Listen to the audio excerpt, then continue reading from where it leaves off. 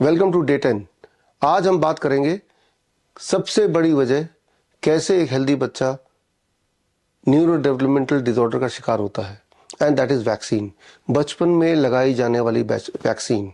इससे पहले कि आप किसी कंक्लूजन में पहुंचे हैं कि आपके दिमाग में चल रहा होगा वैक्सीन तो अच्छा होता है, हमने भी अपने ज़माने में लगाया था, इसके अगर नहीं लगाएंगे तो बच्चे को बहुत सारी बीमारियां हो जाएंगी। ये सारी वो बातें हैं जो आपको बताई गई है, जो आपको सिखाया गया है, जो आपके दिमाग में भरा गया है। लेकिन क्या ऐसा होता है? क्या इसका सबूत दिया किसी ने? आज हम सबूत की बात करेंगे। आज भी हमारे दुनिया में 90% बच्चे वैक्सीनेटेड हैं, लेकिन 10% बच्चे ऐसे हैं जो किसी न किसी वजह से अनवैक्सीनेटेड हैं। और दुनिया में कई सारे ऑब्जर्वेशन स्टडी हुए वैक्सीनेटेड वर्सेस अनवैक्सीनेटेड, और उन स्टडीज का रिजल्ट क्या कहता है पहले उसको देखना जरूरी है। अगर तो वैक्सीनेशन से फायदा हुआ है, बच्चों की आयु बढ़ी हो, उनकी बीमारियां घटी हो, तो जो अनवैक्सीनेटेड हैं तो वो तो जल्दी बीमार पड़ते होंगे, वो जल्दी मर जाते होंगे। क्या ऐसा होता है? एविडेंस क्या कहता है?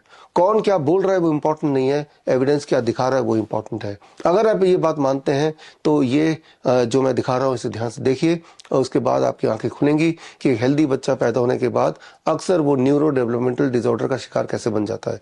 याद रखिए, वैक्सीनेशन से हर बच्चे को ऑटिज्म नहीं हो जाएगा, हर बच्चे को ADHD नहीं हो जाएगा, लेकिन हर बच्चे को कुछ ना कुछ हो जाएगा। आज की तारीख में अगर आप देखें, भारत में छोटे बच्चे, हर दूसरे तीसरे बच्चे को चश्मा लगा हुआ है। हमारे टाइम पे ऐसा नहीं होता था।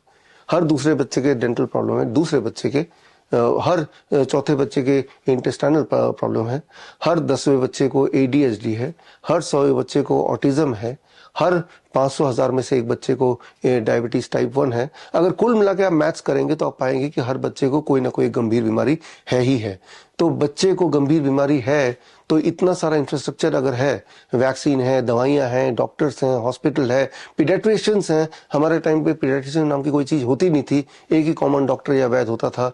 तो इतना सारा इंफ्रास्ट्रक्चर होने के बाद बच्चे इतने बीमार क्यों हैं? देखते हैं इसको, सच्चाई क्या है, एविडेंस क्या कहता है। एविडेंस में दुनिया में बार बार इस तरह के ऑब्जर्वेशन स्टडी हुए जहां पे वैक्सीनेशन वर्सेस नो वैक्सीनेशन के बच्चों में कंपेयर किया गया। और ये वाली स्टडी अगर देखेंगे, पेज नंबर 47 में जाके आप ये ले सकते हैं कि जिन बच्चों को टीका लगाया गया वो 5 गुना ज्यादा बीमार रहते हैं इन कंपैरिजन टू जिन्हें कभी कोई टीका लगा नहीं है, जिन्हें कभी कोई वैक्सीन लगा नहीं है। और इस तरह के और भी ऑब्जर्वेशन स्टडीज हैं, जैसे ये देखा गया डिप्थेरिया है, टेटेनस है, काली खांसी के खिलाफ टीकाकृत बच्चों में मृत्यु दर गैर टीकाकृत बच्चों की तुलना में 2 गुना अधिक पाई गई। यानी कि जिन चीजों के लिए टीका लगाया गया उन्हीं चीजों से मृत्यु डबल पाई गई in comparison to the children जिनको वो वाले टीके नहीं लगे हैं। इसका ये रेफरेंस पेपर आपके पास है, आप देख सकते हैं, 2000 का ये रेफरेंस पेपर है। अगला आप देखिए, ऐसे ही एक ऑब्जर्वेशन स्टडी न्यूजीलैंड में हुआ, और न्यूजीलैंड में वैक्सीनेटेड वर्सेस अनवैक्सीनेटेड। ये देखा गया कि वैक्सीनेटेड बच्चों में दमा ज्यादा होता है, स्किन के रोग ज्यादा होते हैं, कान के रोग ज्यादा होते हैं, तो अलग अलग बीमारियों के या हाइपर एक्टिविटी ज्यादा होती है, अचानक मौत ज्यादा होता है इन कंपैरिजन टू जिन बच्चों को कोई वैक्सीन नहीं लगे हैं। क्लियर कट यहाँ पे आप देख ही रहे हैं। ठीक इसी तरह से ऐसा ही एक स्टडी हुआ यूएस में, उसका रेफरेंस पेपर यहाँ पे है, 2011 का स्टडी है, पेज नंबर 50 में आप देख सकते हैं। इसमें भी आप सेम देख सकते हैं कि अस्थमा वैक्सीनेटेड बच्चों में अधिक होता है इन कंपैरिजन टू जिन्होंने वैक्सीन नहीं लगाया, उनमें अस्थमा ना के बराबर होता है। एलर्जिक रिएक्शन वैक्सीनेटेड बच्चों में कई गुना ज्यादा होता है। ADHD वैक्सीनेटेड बच्चों में लगभग 10 गुना ज्यादा होता है in comparison to, for example, अगर अनवैक्सीनेटेड में 1000 में से एक बच्चे में होगा तो वैक्सीनेटेड में तो पता ही आपको 10 से लेके 15 में एक बच्चे में है। तो इस तरह से आप देख रहे हैं कि ये यूएस के स्टडी का नतीजा आपकी आंखों के सामने है। और ऐसे एक स्टडी हमने लिया है, ये पिछले साल का रिकॉर्ड है, ये यूएस गवर्नमेंट के वेबसाइट से लिया है, और इस वेबसाइट में वैक्सीन लगाए हुए बच्चे वर्सेस जिन्होंने वैक्सीन नहीं लगाया। तो इसमें आप अगर देखेंगे मुख्य पैरामीटर्स को, तो यहाँ पे आप देखेंगे ब्रेन डिसफंक्शन वैक्सीनेटेड में 8, वैक्सीनेटेड में जो नहीं है उनमें 0 है। कई सारी बीमारियां अनवैक्सीनेटेड में पाई ही नहीं गई है, जैसे डायबिटीज है वो अनवैक्सीनेटेड में होती ही नहीं है, टाइप 1 डायबिटीज होती ही नहीं है। ठीक इसी प्रकार से अगर आप देखेंगे ADHD, इस रिपोर्ट के अनुसार इन्होंने अनवैक्सीनेटेड में एक को भी नहीं पाया, जबकि वैक्सीनेटेड में 262 में ADHD पाया गया। अनवैक्सीनेटेड में ऑटिज्म सिर्फ 1 में पाया गया, वैक्सीनेटेड में 23 में पाया गया। और इसमें आप देखेंगे लर्निंग डिसेबिलिटीज लगभग 0 है, और इसी तरह से इंटेलेक्चुअल डिसेबिलिटीज अनवैक्सीनेटेड में लगभग 0 है। और टिक्स अगर आप देखें तो वैक्सीनेटेड में 46, अनवैक्सीनेटेड में लगभग 0 है। इस तरह से अगर आप एक एक करके आंकड़े देखें, एक एक करके सिम्टम देखें, एक एक करके बीमारी देखें, तो किसी भी एंगल से अगर देखेंगे तो पाएंगे unvaccinated children are far more healthier than the children who are vaccinated. और इसी तरह के जो इसी रिसर्च का पार्ट है, ये देखा गया कि आप देख रहे हैं ये रेड वाला है जिन बच्चों ने वैक्सीन नहीं लगाया उनमें मृत्यु दर, और ये आप देख रहे हैं डार्क ब्लू लाइन है इनमें जिन्होंने वैक्सीन लिया उनमें मृत्यु दर। जैसे जैसे उम्र बढ़ रही है उनमें आप देख रहे हैं लगातार मृत्यु बढ़ती जा रही है, और लेकिन ये लगभग स्टेबल है जिन्होंने वैक्सीन नहीं लिए। तो ये clear cut black and white आपके सामने रिपोर्ट है कि वैक्सीन लगाने से क्या होता है, वैक्सीन नहीं लगाने से क्या होता है। अब इसी तरह का ये एक और आप देख रहे हैं कुछ रिसर्च पेपर हैं जहां पे यही वाली फाइंडिंग को दोहराया गया है कि जितनी बार पूरे दुनिया में वैक्सीनेशन वर्सेस अनवैक्सीनेशन के बीच में ऑब्जर्वेशन स्टडी हुई, हमेशा पाया गया कि वैक्सीनेटेड बच्चे नाजुक होते हैं, वो बीमारियों से घिरे रहते हैं, उनका लाइफ स्पैन कम होता है, और जिन बीमारियों के लिए उन्होंने वैक्सीन लिया अक्सर वही वाली बीमारियां उनमें ज्यादा होती हैं। क्लियर कट आपके सामने रिकॉर्ड्स हैं। जो अभी तक की आपकी नॉलेज है वो सुनी सुनाई बात है। याद कीजिए बचपन से अभी तक जब भी किसी डॉक्टर ने, किसी इंसान ने, किसी टेलीविजन न्यूज ने या अखबार ने या गवर्नमेंट ने आपको बोला वैक्सीन लगाना चाहिए, जैसे कोरोना वैक्सीन लगाना चाहिए, क्या उन्होंने तथ्य दिए कि उससे प्रूव किया कि उससे कोरोना भाग जाएगा? उन्होंने नहीं किया, सिर्फ बोला उन्होंने, राइट। लेकिन असली में क्या हुआ आपके आंखों के सामने है। असली में ये हुआ, उसके बाद पैरालिसिस बढ़ गया, कार्डियक अरेस्ट बढ़ गया, हार्ट अटैक बढ़ गया, कैंसर बढ़ गया। और क्या कोरोना ठीक हो गया? पहली बात तो कोरोना था ही नहीं, एक अलग टॉपिक है, वो कभी और हम लेंगे। खांसी जुकाम बुखार को कभी कोरोना बोल दिया, कभी उसी को स्वाइन फ्लू बोल दिया, कभी उसी को H1N1 बोल दिया। ये अलग खेल चल रहा है, वो कभी और इस पे बात कर सकते हैं हम। और थोड़ा सा वैक्सीन के हिस्ट्री पे जाते हैं। सन 2000 में यूएस में हर बच्चे को लगभग 21 वैक्सीन लगते थे, और उनमें हर 150 में से एक बच्चा ऑटिज्म का पाया जाता था, हर 14 में से एक बच्चा ADHD का पाया जाता है। आज की तारीख में हर यूएस के बच्चे को 40 से अधिक वैक्सीन लगते हैं, और आज की तारीख में हर 31 में से एक बच्चा ऑटिज्म का शिकार है, हर 7 में से एक बच्चा ADHD का शिकार है। अब इसको अगर कंपेयर करें भारत के आंकड़े से, भारत में 2000 में 12 वैक्सीन लगते थे ऑन एवरेज एक बच्चे को, और 2000 में से एक बच्चा ऑटिस्टिक होता था। याद कीजिए 2000 में हार्डली आपको ऑटिज्म के बच्चे मिलते ही नहीं थे, 2000 में से एक, और हर 25 में से एक बच्चा ADHD हाइपर एक्टिव होता था। आज की तारीख में इस लगभग डबल वैक्सीन लगाए जाते हैं बच्चों को, 23, और आज की तारीख में हर 100 में से एक बच्चा ऑटिज्म का शिकार है, हर 10 में से एक बच्चा ADHD का शिकार है। जिस रफ्तार से ऑटिज्म वैक्सीन बढ़ रहे हैं उसी रफ्तार से ADHD autism neuro developmental disorder भी कई गुना बढ़ रहा है।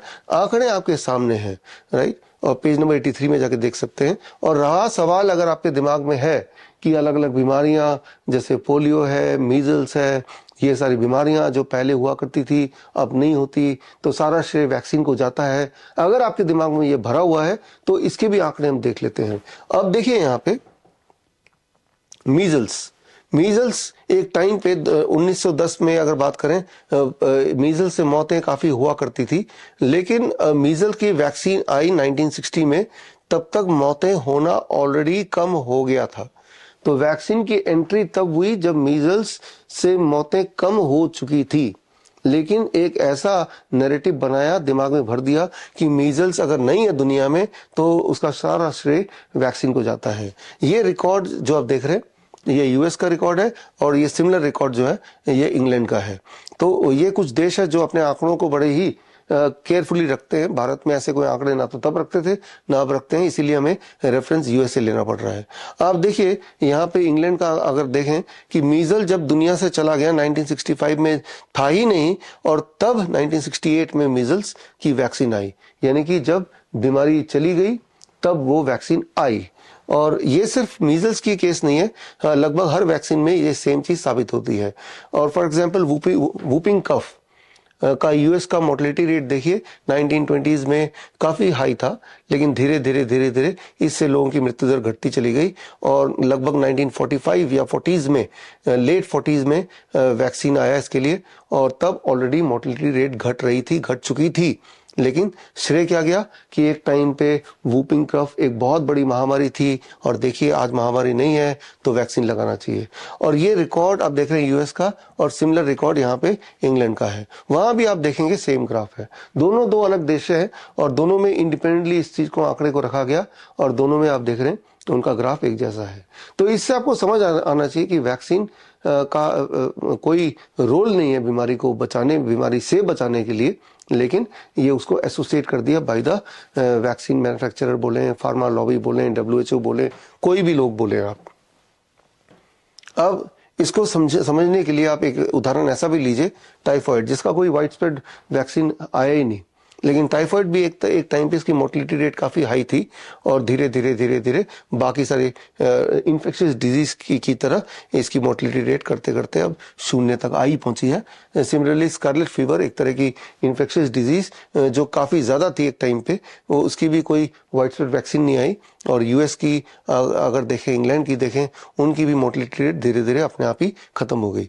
अब सोच के देखिए, इसकी भी अगर वैक्सीन आ जाती तो सारा श्रेय इसी को मिलना था।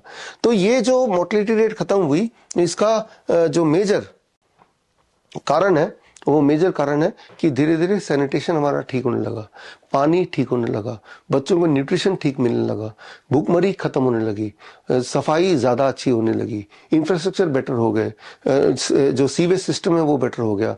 जब ये सारे इंप्रूवमेंट होते रहे तो इन्फेक्शियस डिजीज अपने आप कम होता गया, गायब हो गया।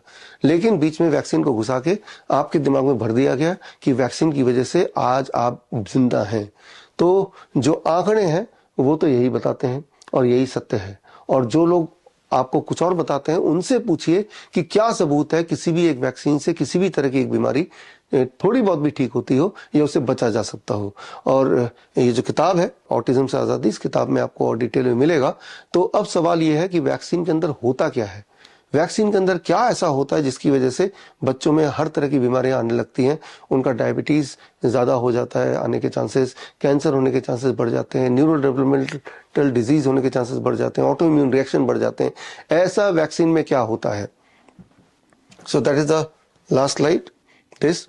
और इसमें वैक्सीन के अंदर क्या होता है, ये सारी चीजें आप देख रहे हैं, जिसमें मरकरी होता है, एल्युमिनियम होता है, सुअर, बंदर या कुत्ते का उसके ब्लड का के अंदर के सेल्स होते हैं, और मोनोसोडियम ग्लूटामेट के अंश होते हैं, अलग अलग तरह के केमिकल्स होते हैं जो डायरेक्टली एक छोटे बच्चे के ब्लड में आप इंजेक्ट कर रहे हैं। एक बार नहीं, 2 बार नहीं, 20 बार 30 बार इंजेक्ट कर रहे हैं, और फिर आप ये एज्यूम कर रहे हैं कि हमारा बच्चा हेल्दी रहेगा। तो जैसे मैंने बताया, हर बच्चे को ये वैक्सीन एक ही तरह से नुकसान नहीं पहुंचाएगी, हर बच्चे को ये वैक्सीन अलग अलग तरह से नुकसान पहुंचाएगी। लेकिन एक चीज तय है कि हर बच्चे को जरूर नुकसान पहुंचाएगी। जो बातें मैं बता रहा हूं, जो बातें मैंने बताई थी या जो बात मैं बताऊंगा, उन सब के मैं साथ में एविडेंस भी दे रहा हूं और आगे भी दूंगा। इसके अलावा आप जिन भी डॉक्टर से मिलते हैं जिन्होंने आपको वैक्सीन के लिए प्रेरित किया, उनसे तो पूछिए एक बार कि भाई आप भी कोई सबूत दे दो कि मेरे बच्चे को वैक्सीन लगाए जा रहे हो तो इस वैक्सीन से कोई फायदा होता है, ऐसे भी कोई आंकड़े होंगे, क्या वो दे पाएंगे? आई नो कि वो नहीं दे पाएंगे। All the best, thank you, जय हिंद।